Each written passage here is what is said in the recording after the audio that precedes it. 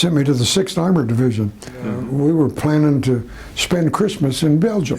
We spent one night in a house in Belgium. Patton, you know, he'd promised that he would get his troops up there in 48 hours to Bastogne. Well, we were part of that. And so the next morning we walked or rode tanks to Bastogne. Did you know the significance of that battle at the time? No, other than that we weren't prepared for it. Everybody thought, no, they're not gonna attack through the Ardennes, but they did. The garments they wore, they were dressed for that snow. You know, they wore those long felt coats down to their boot tops, and when they got shot, they just lay down there and freeze to death.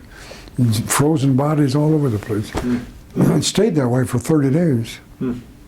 Now in Germany, did you ever make it to any of the concentration camps? Yes, our division stumbled across Buchenwald, which was down near Weimar, and I say stumbled across because nearly all of them were stumbled upon by whoever supposedly rescued them. It's 3 miles from Weimar, and it's in the woods. Right.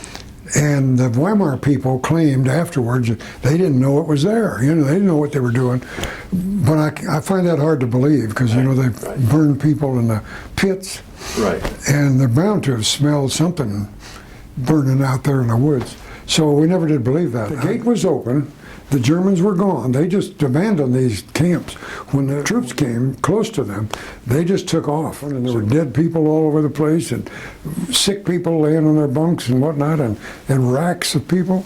And some that were still running around. They were trying to catch the Germans who'd run off in the woods trying to get rid of their uniforms. What did you think when you saw some of the people in the camp? Oh, man, just sickening. I just couldn't believe it. Couldn't believe it.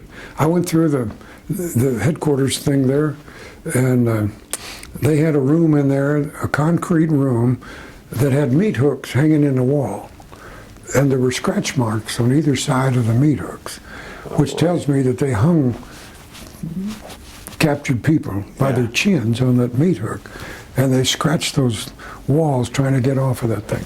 They were just unbelievably mean to people. Did you speak to any of the prisoners? Oh yeah, we made conversation with them. What did they tell you? What did they say? Well, they wanted us to help us catch the Germans, what they wanted us to do. And of course our goal was not to stop and help them.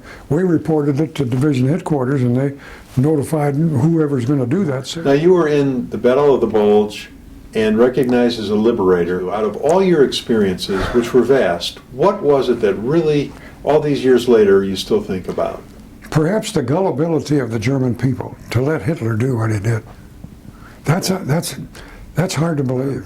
Kristallnacht, the night they raided all the Jewish stores and things, broke all the windows. As a matter of fact, I served on a war crimes commission afterwards. Right. Before I came back home.